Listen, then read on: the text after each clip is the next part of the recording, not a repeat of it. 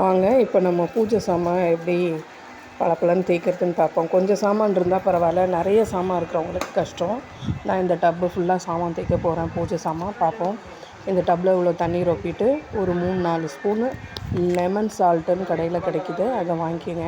Lemon salt add பண்ணிவிட்டு soap liquid இருந்ததுன்னா ஊற்றிக்கலாம். சோப் ஆயில் எந்த ஒரு சோப் ஆயிலாக இருந்தாலும் யூஸ் பண்ணிக்கலாம். நான் ஃபேப் யூஸ் பண்ணிக்கிறேன். போட்டு நல்லா கலக்கிக்கலாம். கலக்கிட்டு கொஞ்சம் சாமான் எல்லாத்தையும் இது பாருங்கள். தேய்க்கிறதுக்கு முன்னாடி இந்த பாத்திரம்லாம் எப்படி இருக்குதுன்னு கிட்டத்தட்ட 1 மாதம் ஆகிடுச்சு நான் தேய்ச்சி. போன கிருத்திகைக்கு தேய்ச்சது இந்த கிருத்திகைக்கு தேய்க்கிறேன். நிறைய பாத்திரம் இருக்குது இல்லையா, அதனால் இது எல்லாத்தையும் நம்ம இதில் ஊற போடலாம். முடிகிற வரைக்கும் ஊற போட்டு மிச்சத்தை இது செகண்ட் ட்ரிப்பாக ஊற வச்சுக்கலாம்.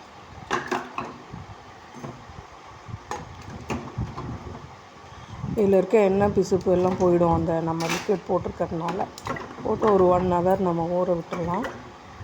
1 மணி நேரம் ஊறினாவே போதும்.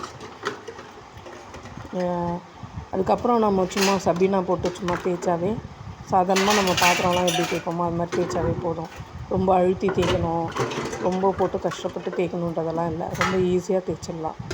ட்ரை பண்ணி பாருங்கள். நான் இதை ஊற வைக்கிறேன். ஊற வச்சுட்டு நம்ம மற்ற வேலையை முடிச்சுட்டு ஃப்ரீ ஆகிட்டு வந்து தேய்க்கிறதுக்கு கரெக்டாக இருக்கும்.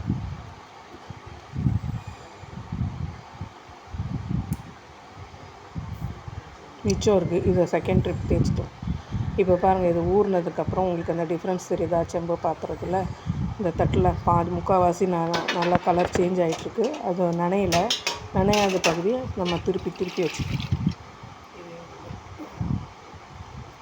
சொம்பு பாருங்கள், பாதி இதுவாக இருக்குது, பாதி இதை திருப்பி அதில் முக்கி வைப்போம். ஃபுல்லாக நனைகிற மாதிரி. இப்போ பாருங்கள், இனி தேய்ச்சிக்கலாம். இது பாருங்கள்,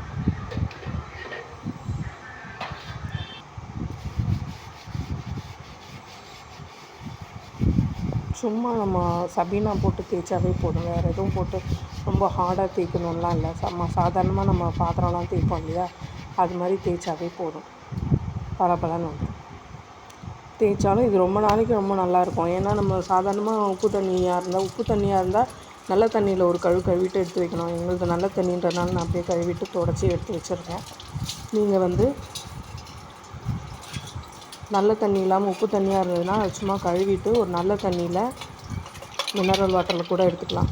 அது ஃபுல்லாக அதில் நனைகிற மாதிரி ஃபுல்லாக ஒரு வாஷ் பண்ணி எடுத்து வச்சுட்டு நல்லா ஒரு காட்டன் துணியில் தொடச்சி எடுத்து வச்சிட்டோன்னா 1 மாதம் 1.5 மாதம் ஆனாலும் நல்லாயிருக்கும். பாருங்கள் எவ்வளோ பளபளன்னு வந்துடுச்சு.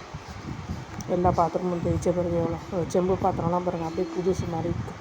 பளபளன்னு தேய்க்கிறதும் நமக்கு ரொம்ப ஈஸியாக இருக்கும்.